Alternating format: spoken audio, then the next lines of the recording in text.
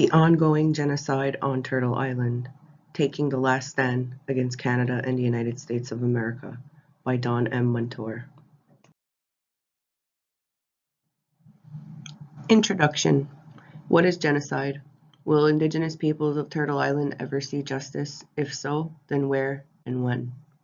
To begin, we will look at what constitutes genocide. 1. Killing members of the group. Or 2. Causing serious bodily or mental harm to members of the group. Or 3. Deliberately inflicting on the group conditions of life calculated to bring about its physical destruction in whole or in part. Or 4. Imposing measures intended to prevent births within the group. Or 5.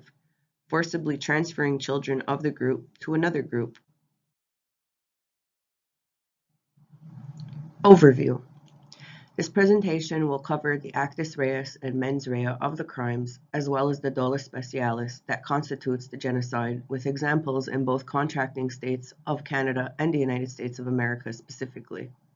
We will prove the mental and physical elements of these acts by reviewing contemporary issues in the media at present. These issues all have backgrounds predating mainstream legal constructs and their institutions. History. Canada's genocide of Indigenous peoples in a nutshell. First event, might makes right, theft of land, 1493.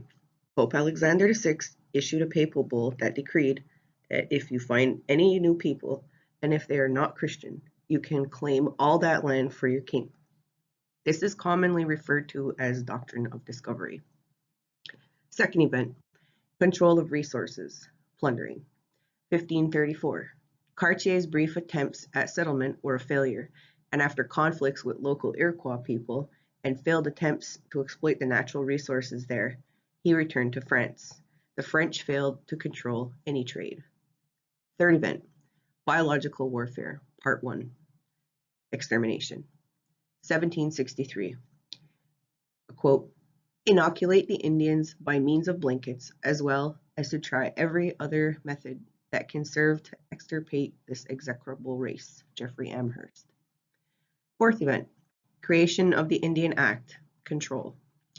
1876, creation of the Indian Act to assimilate the Indian, manage communal reserve lands, and to define who could be considered an Indian. Fifth event, creation of residential school, biowarfare, part 2. 1883. Federal Indian residential school systems begin. Church-run residential schools began in 1834. Children were forcefully removed from their homes. Many never returned. They vanished without a trace. Sixth event, sexual sterilization, forced. 1933. Sexual sterilization legislation, which allowed medical professionals to sterilize inmates in institutions. This is Chapter 59, an act respecting sexual sterilization, a eugenics program. Interesting facts. Canada starved reservations and conducted nutrition experiments on children in residential schools. Canada voted against the United Nations Declaration on the Rights of Indigenous Peoples in 2007. Canada finally endorsed the UNDRIP in 2016.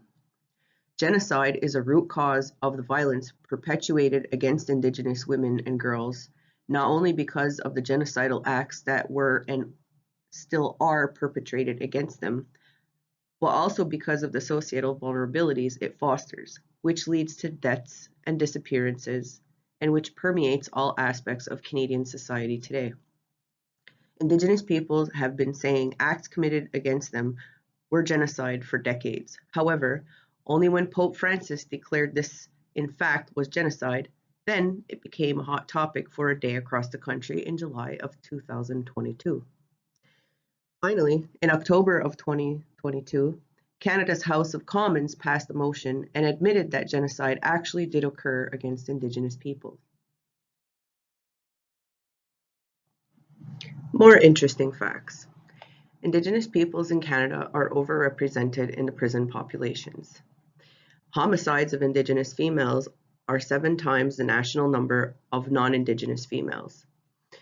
Racism and systemic discrimination continue to take lives and obliterate Indigenous populations across Canada. Indigenous peoples continue to face expropriation of their lands and territories for development projects. The Nuremberg Laws are a mirror image of the Indian Act of Canada, the laws that dictate race, property, and population control. Indigenous children in Canada are overrepresented in the child welfare system. Sexual sterilization of Indigenous women continues today. Honorable Indigenous men of resistance. Louis Riel was a Métis leader who led a few rebellions to stop European influence and expansion into the western part of New Canada. His last one is famously known as the Red River Resistance. He was charged with high treason and executed by hanging by the Canadian government in 1885. The above photo is his trial, publicized to serve as a lesson for anyone who opposes the government in the future. Saywizagerdo, Dick Icefire. On May 1st, 1899, the Dominion Police came into the Indian Agent's office located in Ganadago to arrest life chiefs who were opposing the Crown's effort to hold elections in Akwesasne. Hearing of the arrests, Saywizagerdo arrived at the Indian Agent's office unarmed, arms raised as he tried to protect the life chiefs, which included his brother Onetodage. He was shot and killed by the Dominion Police inside the Indian Agent's office at Akwesasne. Arthur Manuel was, without question, one of Canada's strongest and most outspoken Indigenous leaders in the defense of our Indigenous land and human rights. He traveled extensively throughout Canada, North America, and around the world in his unwavering and relentless effort to champion the cause of our Indigenous rights. He relentlessly worked on land claims issues, calling for change to Canada's fundamental flawed policy on Indigenous land claims. Arts and literature. For more information, here are some literature and videos that can be found covering deep-rooted violence Indigenous peoples in Canada continue to face. A book by Bruce Clark called Ongoing Genocide Caused by Judicial Suppression of the Existing Aboriginal Rights. The movie by Lannis Obamswin called 270 Years of Resistance. A book by Louis Gurnyakdaje Hall called The Warrior Society, a handbook on sovereignty and survival. This publication contains many of the paintings this famous artist made during his lifetime. The picture on the right is one of the paintings found in figure 33 of this book. How we express our struggle. Here are some noteworthy and famous Indigenous artists and athletes to learn from. Louis Gurnyakdaje Hall, a famous Indigenous artist writer. Billy Two Rivers, professional wrestler and role model. Arthur Manuel wrote many books on Indigenous struggles. Don Burnstick is a famous Indigenous comedian. National Indigenous Peoples Day in Canada is on June 21st. Visit your nearest Indigenous Community Tourism Center. Experience a powwow anywhere in North America and support the many talented artisans. Everyone should have at least one Indigenous friend. The Canadian conclusion. For the Canadian portion of this presentation, we covered the various ways and means the state, along with the churches, committed genocide on the Indigenous peoples. Though there are 5 possible choices that constitute the crime of genocide, Canada has successfully qualified for all 5 and not just one. 1. The killing and arrestation of political leaders to overthrow Indigenous governments. 2. The nutrition experiments, torture, sexual, physical, psychological, emotional abuses, and deliberate exposure to disease in residential schools. 3. Policies such as the Indian Act and judicial rulings perpetuating the continued genocide on Indigenous peoples as a slow and steady squeeze through time establishes the continuity and proof of the long-term plan. 4. Forced sterilization and uninformed or prior consent to sterilization. 5. Transferring children to residential schools, day schools, 60 scoop, and the overrepresentation of Indigenous children in state care, child services, the new residential school system. Genocide happened. Signed, sealed, delivered. The following link is a documentary on Canada's genocide. History. The United States of America's genocide of Indigenous peoples in a nutshell. First event. Might makes right. Theft of land. 1493. Pope Alexander VI issued a papal bull that decreed that if you find any new people, and if they are not Christian, you can claim all that land for your king. Second event. Control of resources. Plundering pilgrims. 1675. King Philip's War. The English killed thousands of native people and enslaved thousands more. Plymouth and Massachusetts celebrated their bloody victory with a day of Thanksgiving. Third event, Biological Warfare Part 1, Extermination, 1763. Inoculate the Indians by means of blankets as well as to try every other method that can serve to extirpate this execrable race. Jeffrey Amherst. Yes, this guy again. He encouraged Colonel Equier to use infected smallpox blankets on the Indians in the USA. Fourth event, creation of the Indian Removal Act. Control. 1830.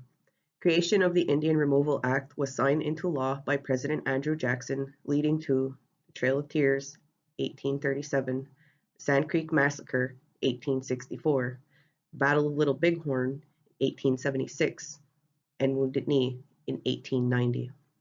Fifth event, creation of boarding schools, Biowarfare Part 2, 1879. Federally funded Indian boarding school systems begin. The U.S. passed a law making it compulsory in 1891. Children were forcefully removed from their homes, abused, and exposed to diseases. Many never returned. Sixth event, sexual sterilization, forced, 1976. Sexual sterilization of full-blooded Indian women occurred again in the 1970s.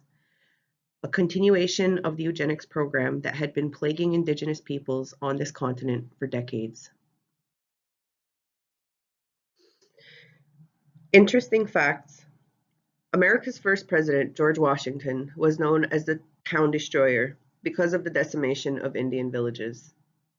The Gatling gun was used against Native American warriors for the expansion of the West, largely motivated by the discovery of gold.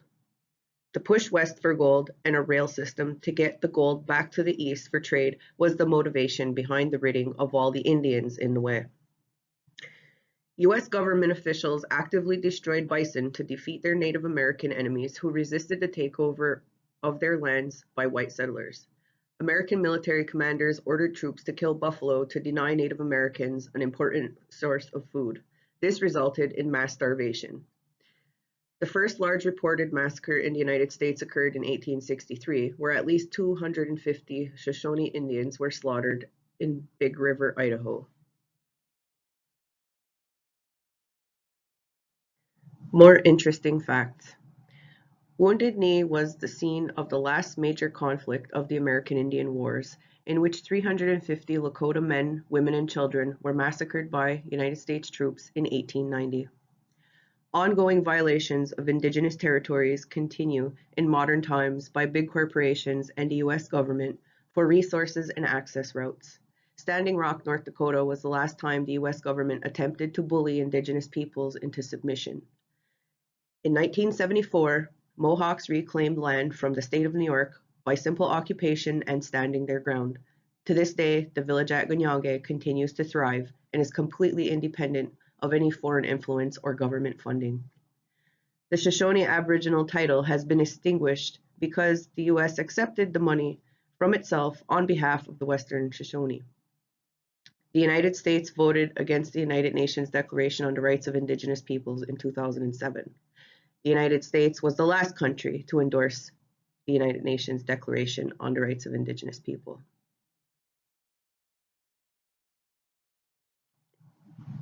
Notable Indigenous men of resistance.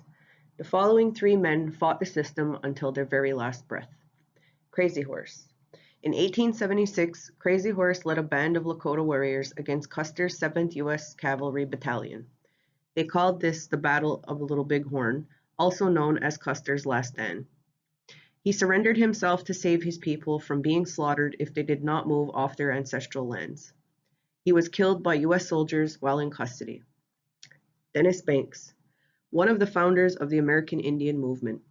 He once led a 6-day takeover of the Bureau of Indian Affairs in Washington and mounted an armed 71-day occupation of the town of Wounded Knee, South Dakota, on the Pine Ridge Reservation. He later became a target of the FBI. Russell Means.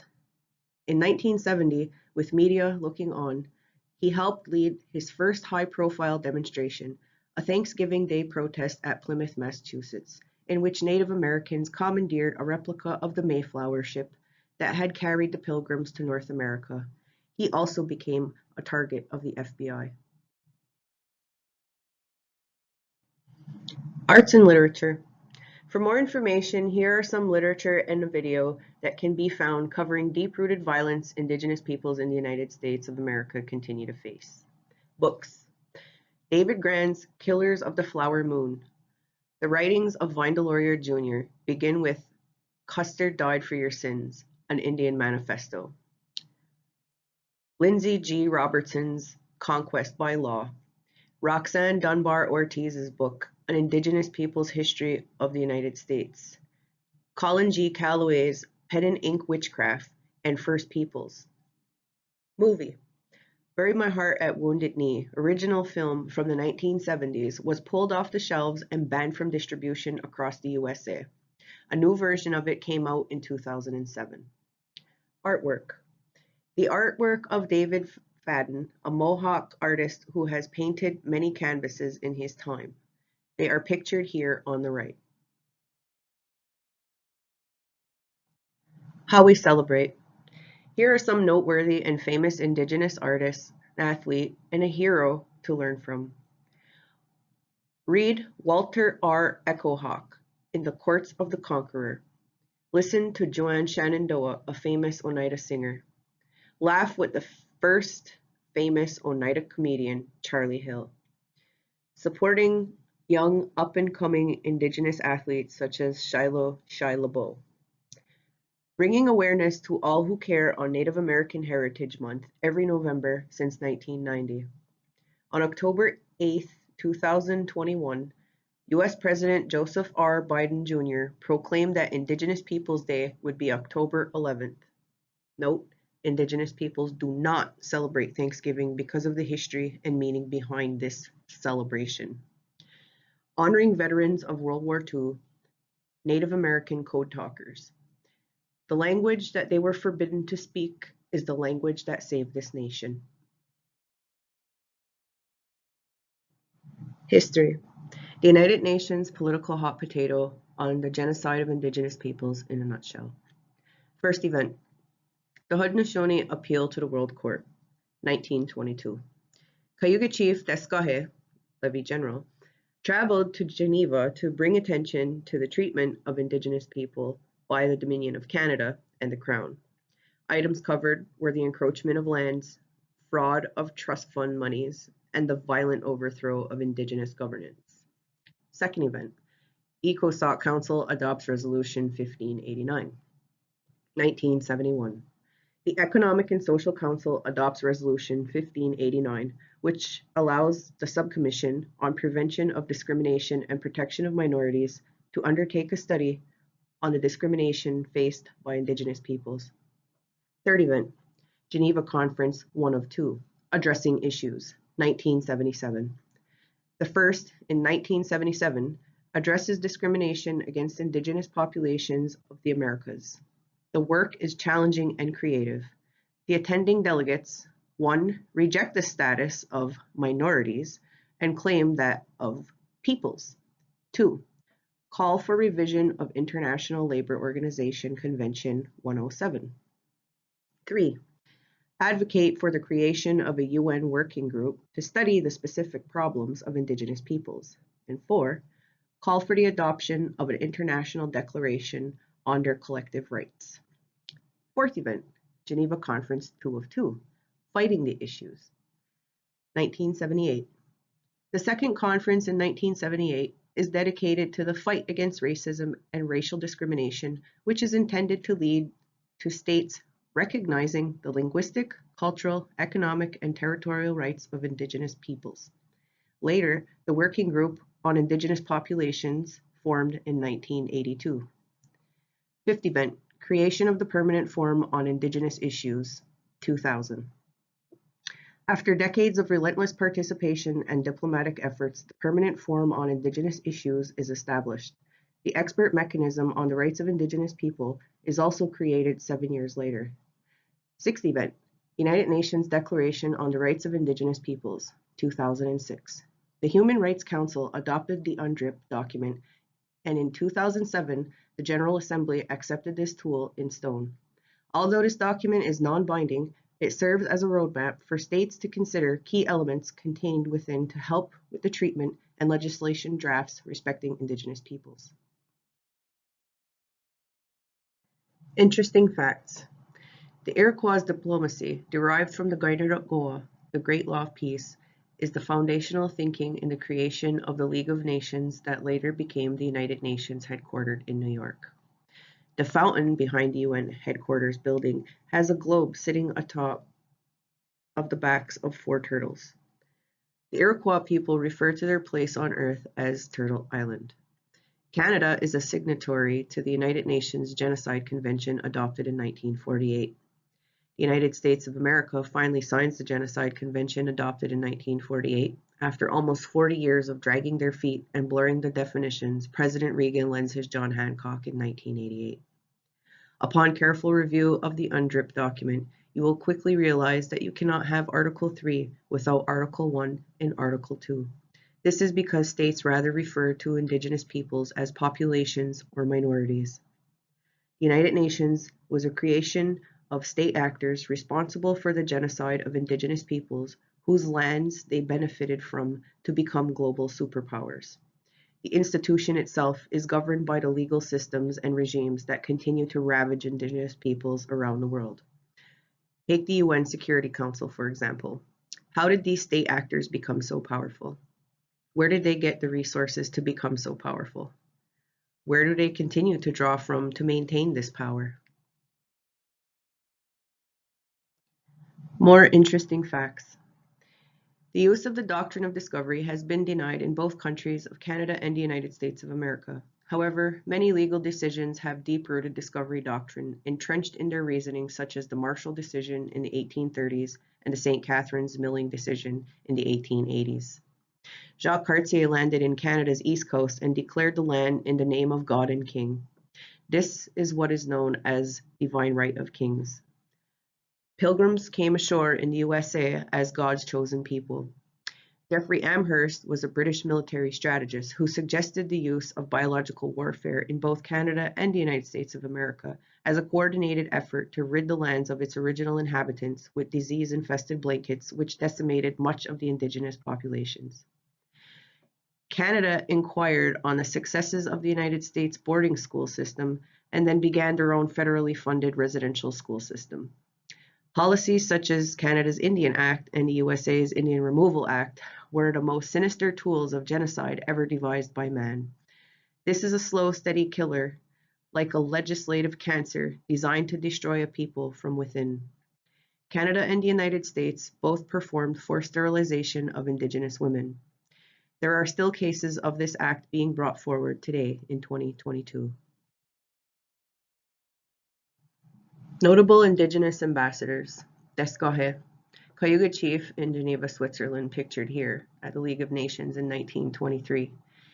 He traveled to the League of Nations as an equal to the other nations. He appealed for justice and equality that was never answered. Here is his letter. He stopped in London before going to Geneva to lay further grievances again. Leon Shenandoah, Onondaga Chief, United Nations Headquarters, New York. In 1993, Chief Shenandoah shared a prophecy at the UN Cry of the Earth conference held in New York City, bringing about attention to the environment and things to look at as a fact. This was prophesied long ago. The knowledge and wisdom that followed into his speech contains the remedy the world of today should consider by re-examining his words in the following link. Kenneth Deere, Mohawk Chief, Ambassador to the United Nations, pictured here at the Longhouse in Kahnawake, dedicated his adult life to teaching Native rights activism, and the advancement of Indigenous peoples at the UN for over 50 years. He is one of the contributing developers of the United Nations Declaration on the Rights of Indigenous Peoples. Today, he still actively participates and represents the Mohawk Nation at UN events around the world. An open letter to Prime Minister Justin Trudeau, dated December 14, 2022, is found in the link below. Arts and literature. Read Whose Land Is It Anyway? A Manual for Decolonization. The article by Sharon Venn called Crown Title, A Legal Lie. Watch A Chronology of Canada First Nations Relationship by Russell Dybel. Participate by continuing to participate in various UN events around the world, the youth and peoples advance. The UN conclusion. As we briefly scan through the events of genocide committed on Indigenous peoples in North America, we can see the nuances of both the Westminster and Westphalian legal systems. Neither system is geared toward recognizing the Indigenous peoples in their absolute freedom and independence. Neither system or state is willing to acknowledge Indigenous peoples' political and socio-economic autonomy. Indigenous peoples are not populations belonging to any state, nor are they a minority, because this very way of thinking is counter to the worldview of the Haudenosaunee that sees their fellow man as equals. Indigenous peoples have entered into treaties with European and settler governments as nations, only to be further insulted and classified as minorities and populations within those states. Indigenous peoples of Turtle Island have the greatest case of genocide in the world, but struggle to receive justice because they are not considered a state to bring matters to the World Court. Indigenous peoples are denied their territorial rights for a reason. Genocide happened in both countries, yet neither country has ever been held to account. Canada is making legislative moves now to correct their historical atrocities so that it can remedy its dark history internally before they are embarrassed and shamed internationally. The United States of America hasn't even lost a wink of sleep on this subject. China has issued a well-crafted critique of the United States' genocide of Indigenous peoples, provided in the link below.